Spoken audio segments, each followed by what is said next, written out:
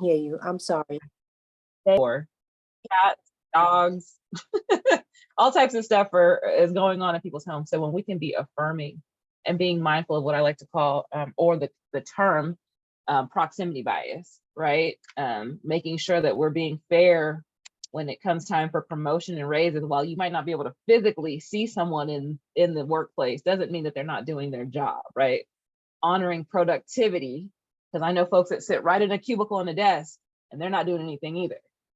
So just considering what we mean by being productive in our workplace and space. So thank you for that. Let's continue. Hopefully you heard some nuggets from the varying folks in your breakout groups and shared some things going on in others' organizations where you can improve. And again, just being reflective. Are you walking the values that you say in your organization? Do you feel a sense of belonging when you think about those that are in your organization that might be marginalized or come from a minority background, or being what I like to call the only one in the room? Do they feel like they belong in your organization or company? And understanding that goes a long way.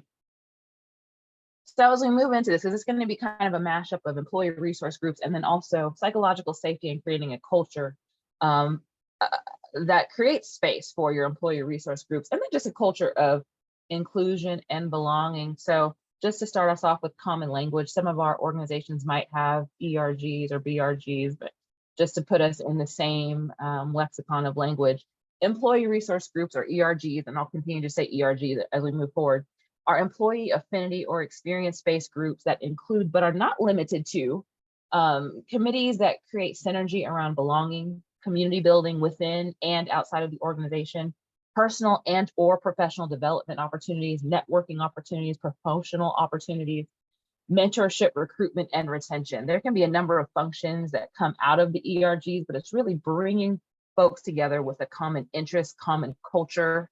And generally these things are, again, affinity-based groups.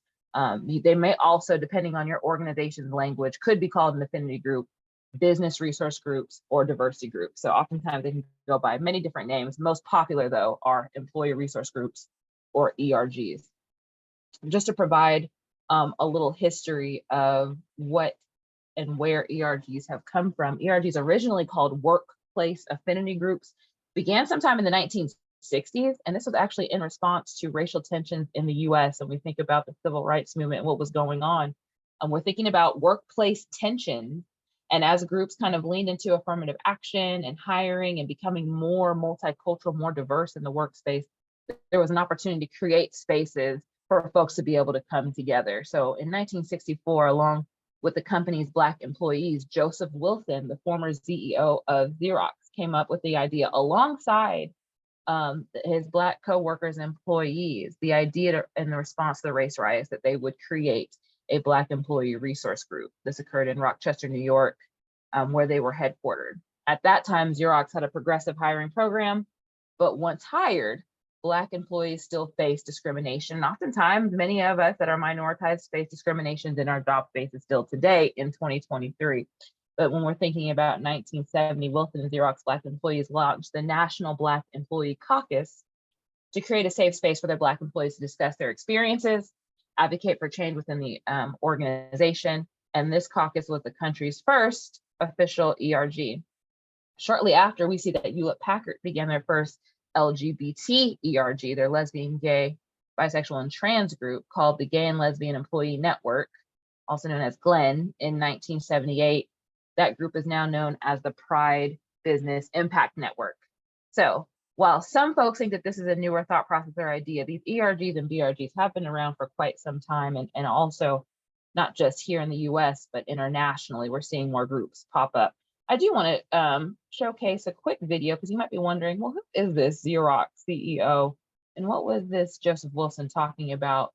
It seemed to be very progressive in his time frame. I'm going to make sure that you all can hear my sound really quickly with this. And it's just a quick clip to get an understanding of the type of leader he was. So give me a moment. Please let me know if you can't hear anything, and I'll make sure the Spanish translation is on as well in the closed caption.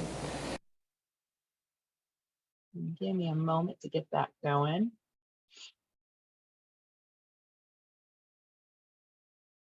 Now, this is an older video, so it might be a little grainy. It's the video, not your screen, I promise. We are a company which pays a premium on imagination, on the use of creativity, and the use of brains to think of new ideas. We don't want to do things the same old way. We suspect the same old way. Therefore, as you come here, I hope you come with an attitude that change will be a way of life for you. You will not be doing things tomorrow the way you're doing them today.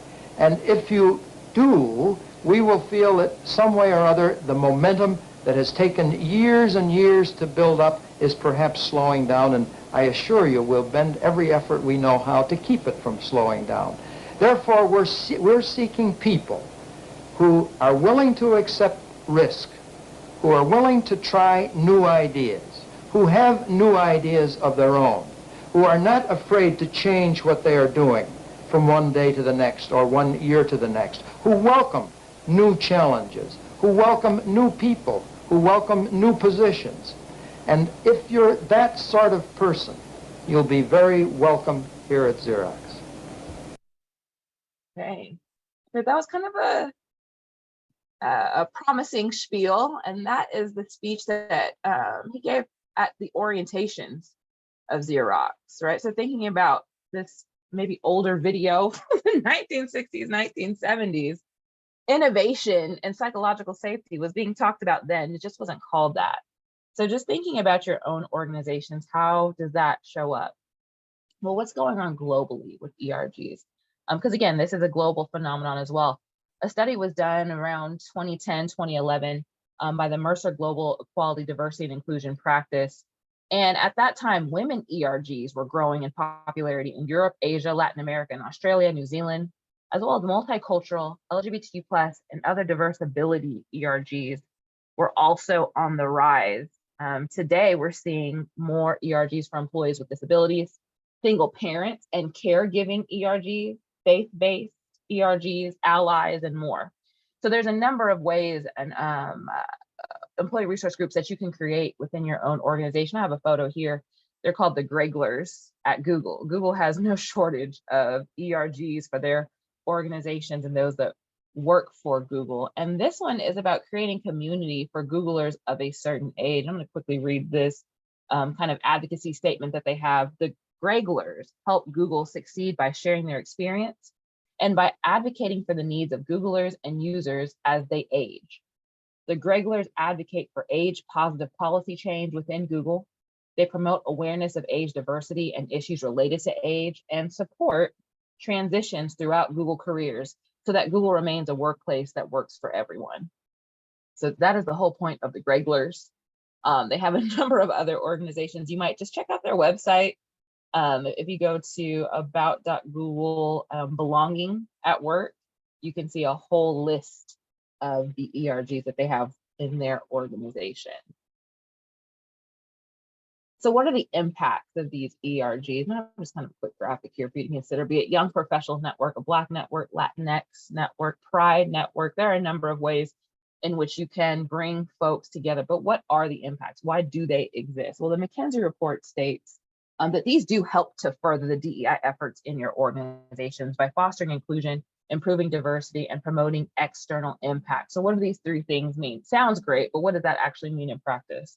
Well, when you're fostering that inclusion, employees feel that they belong and are a part of a community, especially when you think about those connections. And that helps to counter that feeling of being the only one in the room. When you can build around a like-minded cohort, right? But also just being mindful of creating space for folks to be authentic, creating space for someone to be able to let their hair down and have some cultural understanding in that space. So that helps to foster that inclusion. And when we think about improving diversity, recruiting efforts are very important at this time, recruiting and retention. And if I feel like I can be my authentic self in this place and space, I'm more likely to stay with this organization. So oftentimes we see ERGs helping with talent attraction. and retention. They're a part of the panels of hiring. They are the folks that you put out at your recruiting events. They are the welcoming committee, the welcoming community when folks join your organizations so that they feel like they can have a place to call home. When we think about that external impact, oftentimes we're seeing ERGs driving the forward-facing community service work that's being done. I know here in Wichita, we love seeing our ERGs come out for the Juneteenth celebration, the Pride celebration, our Asian community night market celebrations. We'll start to see some of those ERGs help to plan and program alongside community nonprofits, so that you're seeing that organization's heart within the community and being able to partner up with that work. So it's important to kind of see where ERGs can be really helpful in growing your internal and external visibility, as well as those diversity, equity, and inclusion initiatives. Just some more things for you to consider. Forbes put out an article that 95% or 90% of Fortune 500 companies sponsor ERGs. Diversity Inc., if any of you all are looking to have kind of a survey checklist to see where your organization falls amongst other organizations across the US, you might consider Diversity Inc. But their top 50 compare the companies for diversity, and those top 50 companies all have ERGs. And according to Weber Shadwick's research, 76% of corporate diversity professionals who believe their companies support well-aligned D&I initiatives say that ERGs are a part of them. So what are the other things that make it important and effective, right? Because there are some organizations that have ERGs and they're not effective. Just by having one does not mean that you're moving the DEI needle. That means you just have one. But what are the markers of an effective employee resource group? Well, employee resource groups create a consistent and clear purpose. Why are we putting this together?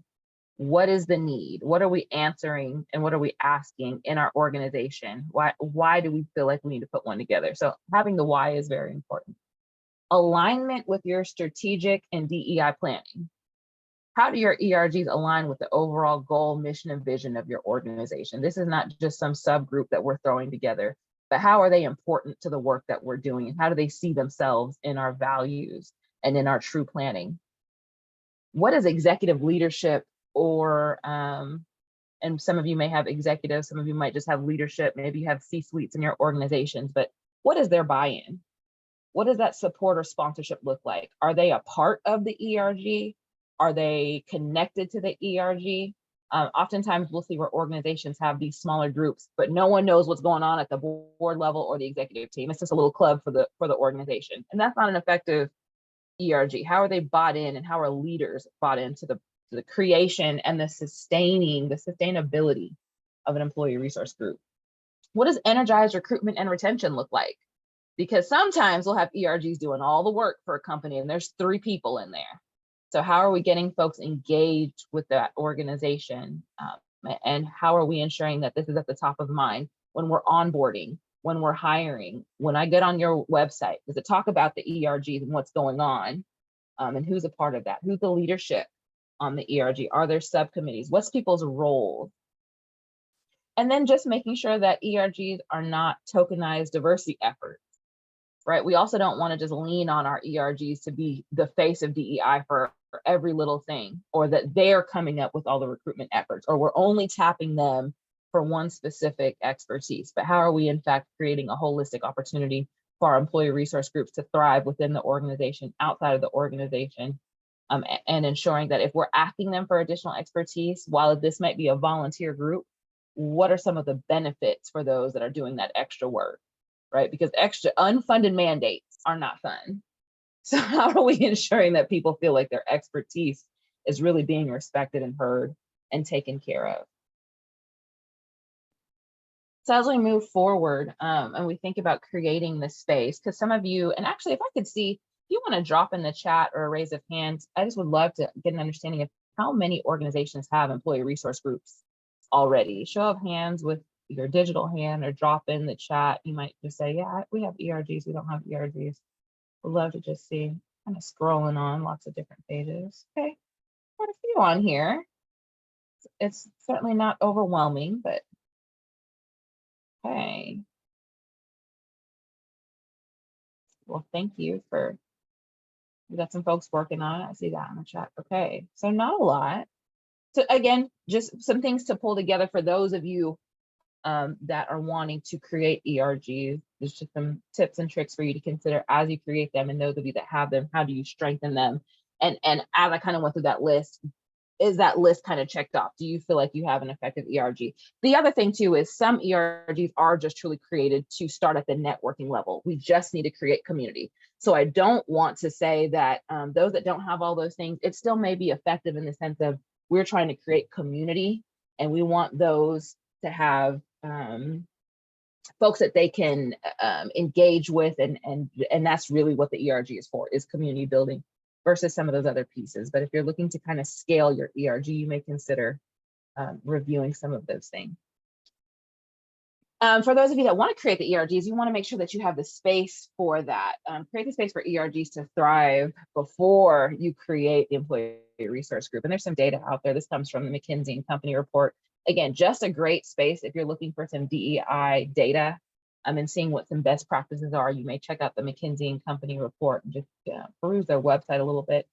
The responsibility of business leaders to create a safe and respectful workplace is important. And how important is it? Well, of the US respondents, it says 89% of folks say it is essential for business leaders to create a safe and respectful workspace. Right, 2% say not important, 9% say important but not essential. That's a fairly high number for it to be essential, for us to feel like we can thrive on the workplace. Is what does that space look like, and is it actually truly respectful, and how can I show up in that space? So when we think about creating culture, and I'm sorry, there is a hand up, that's a hand up from earlier, right? Not an actual question. Delia?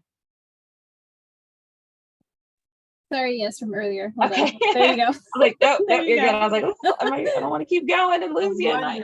She got her hand up. We got a question. Okay. So Dr. Brent Smith from Rice University really does a lot of work around organizational behavior and psychological safety and culture. And he states, the right culture attracts the best employees, unleashes their passion, and provides focus for their collective efforts. It's also serving as a blueprint for the action of leaders. The wrong culture can cause internal friction, support behavior counter to strategic objectives, and damage employee commitment. So when we think about all the work that's put in, I think many of us can resonate with, there's someone that is on our job who is all knowing, and people bend over backwards because they're just so knowing about the job, but they create a toxic work culture. And we're turning over 5 and 6 people to keep one person. It is important to make sure that we are coaching behaviors and we're creating spaces where we're not damaging the efforts that we're trying to put forward in creating a culture of belonging and inclusion. And understanding what that culture looks like is important.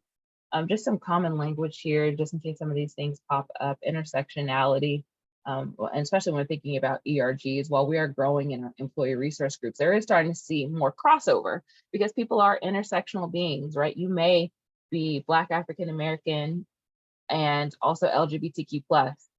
And both these meetings happen at the same time. So how do I make my Pride ERG group, and how do I make my Black ERG group? Or is it just being cognizant of how these groups cross over? What is the intersectionality of that? And as I'm using that term and understanding that describes the way that systems of inequality based on social identities, such as gender, race, ethnicity, to name a few, overlap or intersect to create unique dynamics and effects with one another. The term was coined by legal scholar Kimberly Crenshaw. She has a lot of really great TED Talks out there, some books and things. So if you're looking to learn more about intersectionality, please check her out and get that information. I've said belonging a couple of times. What do I mean by that? Referring to human emotional need to feel secure and supported, a sense of acceptance, and opportunity to affiliate with members of a group or groups. So when we think about what belonging means in your workplace. Emotional intelligence definitely ties into psychological safety. So recognizing and understanding and managing our own emotions, and recognizing and understanding and influence the emotions of others. Emotional intelligence is a set of abilities that can be measured, learned, and practiced and mastered. When we think about EI, it allows us to choose how we want to respond and behave. Oftentimes, emotional intelligence also is called emotional quotient. So how are you showing up emotionally responsible in the workplace, and leading by example with that?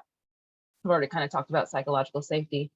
We also hear things like safe workspaces and brave workspaces. And I do want to say that there is a delineation, there's a difference between a safe space and a brave space. And what's that different? Well, in a safe workspace, it's an environment where all employees feel continuous physical and psychological safety, clarified organizational values, positive co-working environments that foster respect and accountability. A brave space is a space that encompasses a safe space, but it moves into a space of discomfort for mutual learning and accountability. In this space, you may be tackling tough ideas and topics that are included, but are not limited to justice, supremacy, systemic policy, oppression, and privilege, right? You're tackling some harder concepts, right? Hence the word brave versus safe.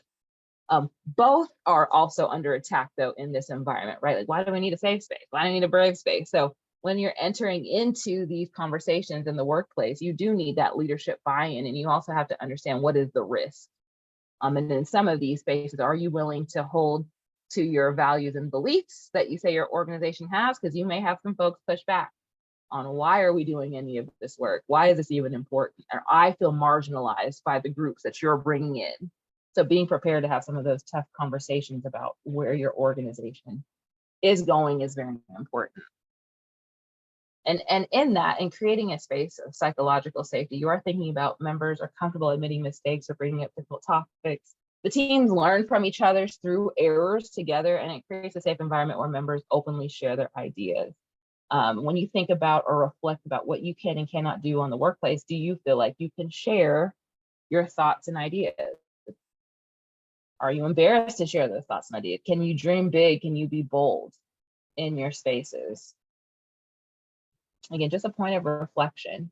If you don't feel like you can share, think about those around you and what their abilities are in the workplace.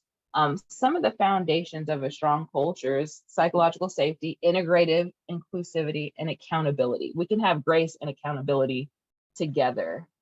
So starting that process, as you're thinking about creating your ERGs, as you're thinking about that culture of safety in your workspaces, what does it look like? Well, consider who needs to be brought into the process. Who is at the table of creating and sustaining a culture that is open and understanding, that creates space for employee resource groups. Again, I can't underscore enough leadership buy-in. If you don't have leaders that are willing to say, this is the direction we're going, you'll put all this work together for a CEO or an executive director or a board to say, why are you all doing that? I mean, sometimes it's important to take a risk, but risk for risk's sake is not helpful to the organization, because folks will feel disenfranchised and will not try to form something new. Who is responsible in stage 2 for culture and climate? It's all of our jobs at the end of the day, but who is the planning group? Who's the committee? Who's the staff person? Is it human resources? If you don't have an HR, who is the group that's willing to do this work? And who's going to create that baseline for you all? Who's going to pull the data together? And sometimes we talk about big ideas, but is there some survey data that needs to happen? Are there some focus groups? What are you looking at and what are you measuring to ensure you're moving something forward? And identifying who's responsible for collecting that data. Is that inside? Do you get a consultant? Are you working with another organization that has some best practices out there? Who's doing what by when? Review the survey data and discuss how this information will be disseminated. Who needs to be aware of what's being collected? I think it's also important. Survey fatigue is real. So don't just collect data and do nothing with it. Because people will say, I'm tired of answering all these questions. Or 2 climate studies ago, I answered the same question and nothing has changed. So why do you keep asking me the same question? Right? So it's important who you are working with and who you're getting information from and what you do with what you collect, so that people just don't feel burnt out or that their efforts aren't actually being realized. And then lastly, create priorities on what the needs need to be addressed and what needs to be celebrated. We can't just lean into these are all the bad things, but what are we doing well? And how do we take what we're doing well and feed that into the other efforts within our organization? Engage and delegate, as culture is everyone's job, and ensuring that that is a part of how you're building the culture that you want to see in your organization. So in your tool set, just thinking about these last couple of things when you want to prioritize what the work is being done, counteracting, setting the expectation. And lastly, if you've been through workshops with me, cultural humility is always on the menu for the work that we're doing in this space. So what can be done at the individual level, the micro level, and then your overall macro level? What does that look like? So as an individual, how are you personally modeling good customer service internally and externally. I love the saying that charity starts at home before it goes abroad. If you're not internally treating those around you as the best and top customers as you can, you're not going to treat folks well externally. So how are those things happening? How are you modeling the behavior in your own organization? What do you do in your employee resource groups? How are you showing up? How are you as an ally in spaces and making sure that you're not taking someone else's voice away from them, but just helping to amplify the voices of those in these spaces? How do you show up? Modeling curiosity. I always like to say in my executive director hat, it's not my job to know everything, but it is my job to ensure that I listen to the expertise around me. I have some really incredible managers that know more than me, and I'm okay with that because they didn't hire me to be all knowing, right? So when you let other folks share their thoughts and ideas and let them shine, your whole team will shine. But that also means backing out ego and letting other people be a part of some decision-making. Being transparent and vulnerable sets the stage to build trust. Sharing your own personal stories, engaging with your employees day in and day out, sharing your missteps as a manager, as a leader, wherever your position is in the organization. We like to say leadership is an activity. So how you lead is going to be modeled, and people will respect and understand and build trust and vulnerability if they see you doing that. Use inclusive language and engage accessibility practices when you can, ensuring that you're checking in to make sure that everyone can participate at the same rates in your meeting, the places that you choose to eat. All of those things do matter. Lean into a supportive and coaching approach to leadership helps to build the space too. At the micro level, understand and be honest about your work culture. I want to underscore, understand and be honest about your work culture and hearing it from the different vantage points. Just because you love your job doesn't mean that everybody else does. So how are you checking in with the other folks in the workplace to ensure that they feel just as respected and engaged as you do? Setting clear expectations, engage the organization's values during your onboarding, your one-on-one, your staff meetings, your retreats. If you value diversity, equity, and inclusion, where can I clearly see that? If I get on your website, if I look at your marketing material, where is that underscored? If you value your employee resource groups, can I visibly see those things? If that's a part of your culture, where would I look to find those things?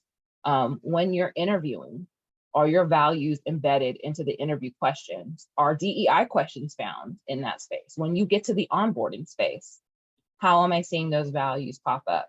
So how are those things tied in from recruitment to retention? So when we decide to exit an employee, will these folks in their exit interviews talk about, it was my time to go, but I knew the values. They were clear. I knew that this organization was doing the work of diversity, equity, inclusion. I knew my ERG was respected.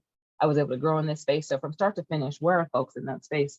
Engage an asset-minded approach. It's easy for us to be deficit-minded, right? It's easy to not, I would say maybe beat up on someone when they make a mistake. Why did you do that? You missed that deadline again. How do we reframe mistakes into opportunities? We have an opportunity of growth here. So how can we engage that particular language? And then at the macro level, welcoming brainstorming out loud, creating opportunities for think tanks for people to engage and be heard in a space and then valued. Like, oh, that's a great idea. I'm going to take that idea and move it forward and credit the appropriate person that came up with that idea, right? Model active listening in your environment and taking time to uplift vulnerability. Actually thanking someone for, hey, thank you for sharing. Jill, you shared this story within the management team meeting. Thank you for sharing that. And taking the time to honor the voices that are at your table. Embrace productive conflict through sincere dialogue and constructive debate. Sometimes it's okay to raise the heat. We don't have to shut down every little argument, right? Folks need to be respectful, but sometimes some great ideas come from folks disagreeing. We do not have to have homogenous thought processes. So encourage the pushback. Pushback that's respectful, but encourage that, ooh, I don't think we need to spend that. And this is why. Or have we considered doing this? And this is why. And the more you encourage that, you're going to get the best out of the folks that are around this table. And then address discomfort, retaliation, and intentional disruption of safe spaces. It's important for us to address those things very clearly, because if we let disruption in a safe space happen in a very disrespectful way, that sets the tone. People feel like they can not participate in the spaces that you're creating. And setting those upfront expectations, we're thinking about the organization's cultures and values, turning your core values into core competencies. How are those competencies showing up? How do you make them key performance indicators in your values? So not just values, but how are you grading folks on that? How is it showing up and being incentivized? Setting behavioral and performance expectations with your team, holding people accountable, coaching the subtle and explicit behaviors. Sometimes folks don't understand how to handle microaggressions or really horrible sarcasm, right? And people should be able to be who they are, but sometimes we'll let folks take things way too far when it's a behavior that does need to be coached and talk through, and then evaluate your initiatives around creating a safe space. When we think about core values, turning them into core competencies, there might be some more questions around that. When you think about an IT person, we want them to be competent in IT. We want to make sure that they're showing up and doing their job, right? No different than customer service. We want customer service reps to be competent in customer service. We require that.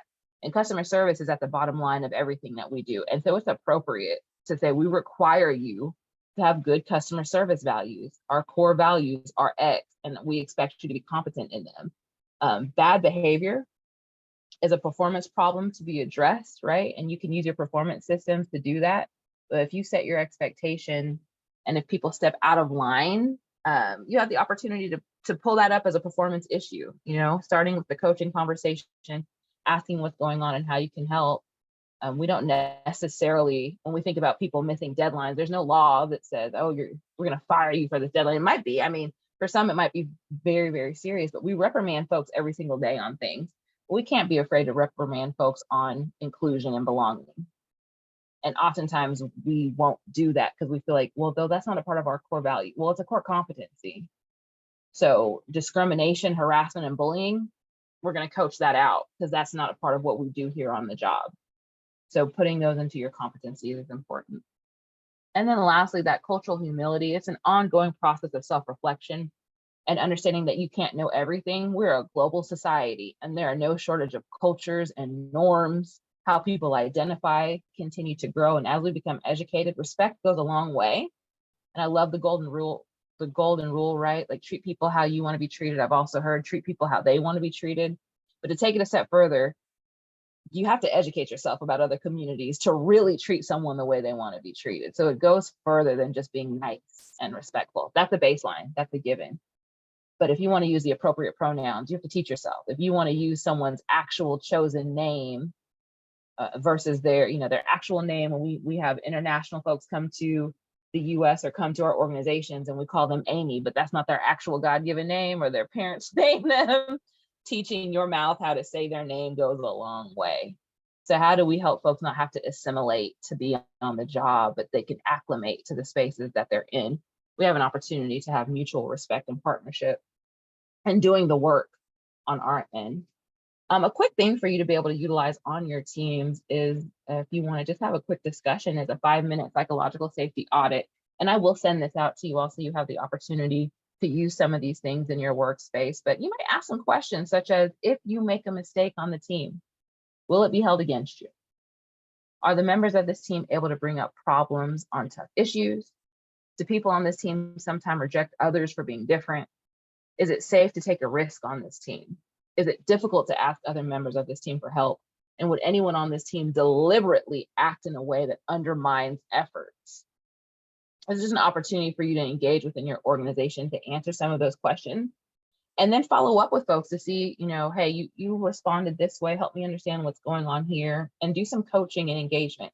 You might start here. Those of you that don't have employee resource groups, check the temperature, because you don't want to start groups that put people in harm's way, where they have to defend themselves for existing. And we have seen, right, the other side of the creation of ERGs is folks that are not a part of those groups feel like they're now being discriminated against. Well, you don't have a group for me.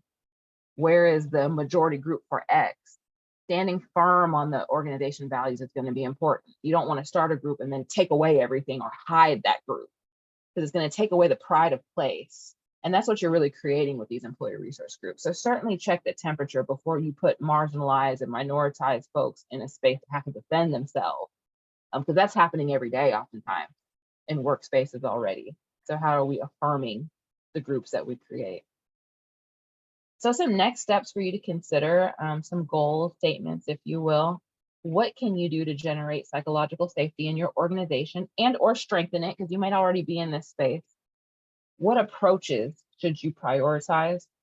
Is your organization in a place to create those employee resource groups, and or do you need to check back in and just strengthen them? How are they doing now? How do you check back in with these groups? How are you engaging their thought processes, and not just at banquet time, but in evaluation, right? If someone is running an employee resource group and they're a top performer in their organization, they're doing multiple things, right? They're creating belonging within the organization as running your ERGs, and they're also doing their job. How are you incentivizing that leadership? Or are we piling a bunch of work on 1 to 3 people that are doing everything in the organization? So how do we make sure that their time is being compensated appropriately?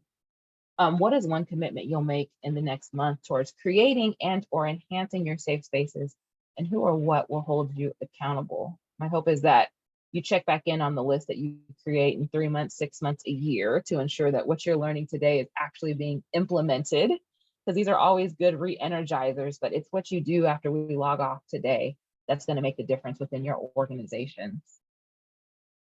Some resources for your consideration, if you're leaning more into growing the emotional intelligence and psychological safety. We have a couple of books here.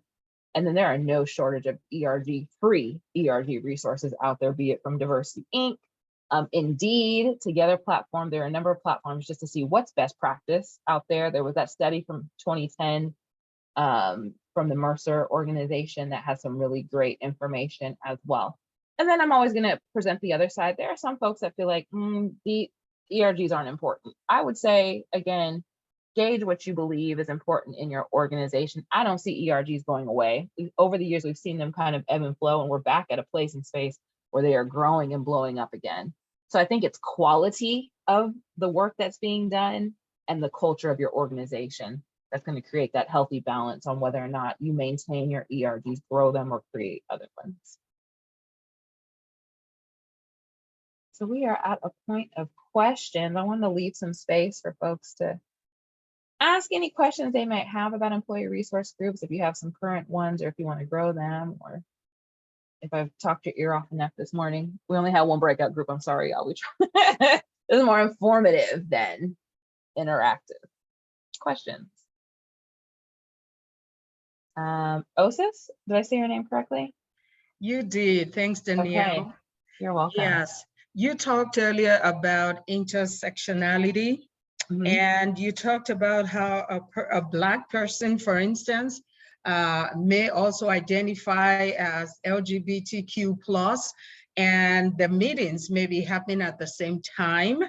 I'd like to find out from you, if an agency is small and we have all these different groups, and someone identifies under 2 or 3 groups, how are we going to make sure we're getting our jobs done?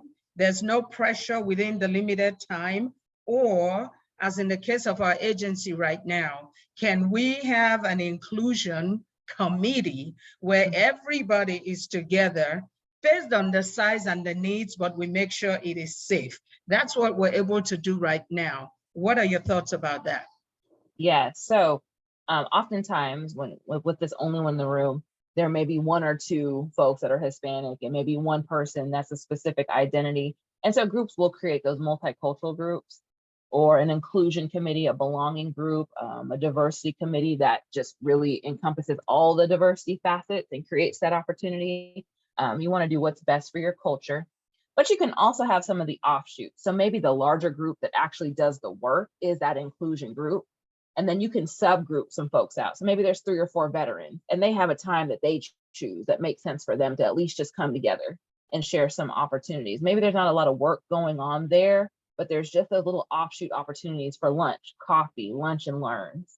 It is important for these groups to be collaborative. So there could be those separate time frames, but is there maybe 1 meeting a quarter that brings all the groups together so that they can engage and those identities can be shared?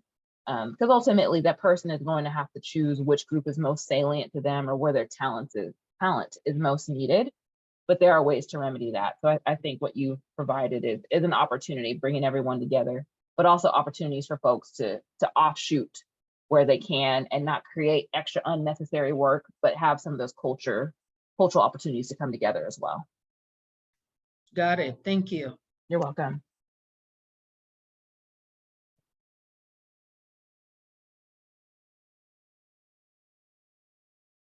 Anybody else? Certainly I didn't cover it that good. No, I'm just kidding. Well, if no other questions, I'll just kind of hang back. But Darrell, anything that you would like to share or say? Well, I was just checking the chat and I was going to encourage anyone, if you have a comment or a question, feel free to drop it in the chat. I see Jeanette just said, yes, I agree.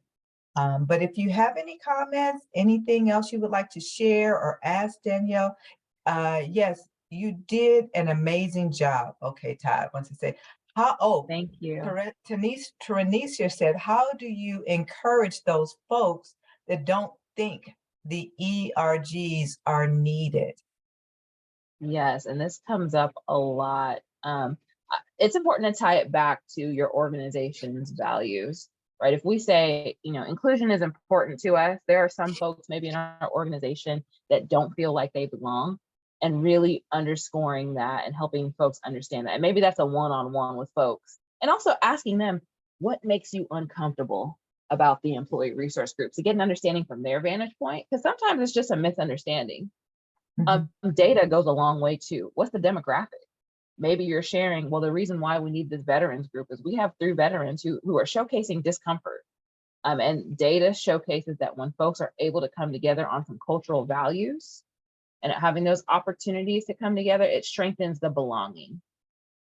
So certainly we don't want to jump down folks' throats, because we are going to have folks that are like, I hear you, I hear the data, but it's still racist. It's reverse racism. We're going to have that. And you will have the opportunity to coach that person.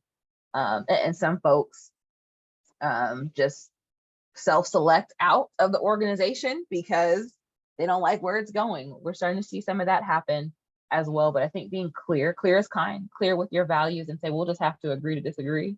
You don't have to be a part of it. We're not indoctrinating you. So a clear explanation, and we respect your values too. You do not have to go to the employee resource group event. It's not for you, right? Right. Hopefully that is helpful. Okay. I'm seeing a lot of likes here. Okay, that's cool. Any other questions that you might have? Oh yeah, thank you, Jordan gave you a thumbs up, Danielle. Okay, any other comments? If not, if you would please, it looks like our time is coming back a little early. We're getting some time back this morning, all right? But if you would please check these chat. The sign-in link is in the chat. The sign-in link is in the chat. So if you have not had a chance, yes. If you have not had a chance to sign in, please do so. Okay. I'm going to also share my screen with you. And as we conclude, this is our last session for our DEI. We are coming to a conclusion, and we will be bringing Danielle back. And we so appreciate her. And again, can you share the QR code? I certainly will. I'm getting ready to do that in just a second. So let me go ahead and share my screen. Boom, boom.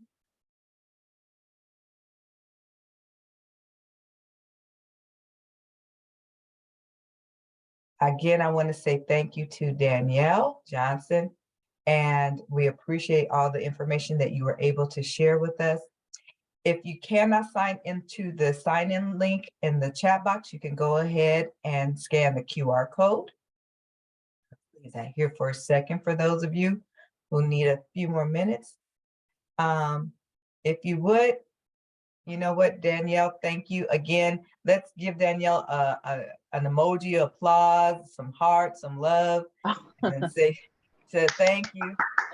Thank you all. Thank you all for being amazing. I wish sometimes Wichita's not as amazing as you all. So I love my city though, pride of place, but we're in some hard times over here in Kansas. Midwest values. And spring has not sprung in Kansas yet, so I don't know. A little cold, a little rainy. All right. Thank you for joining us. We're going to give you some time back. Enjoy the rest of your day. Enjoy your Friday and have a safe weekend. And we're going to say goodbye to everyone. Have a great day. Bye. Thank you all. Bye-bye.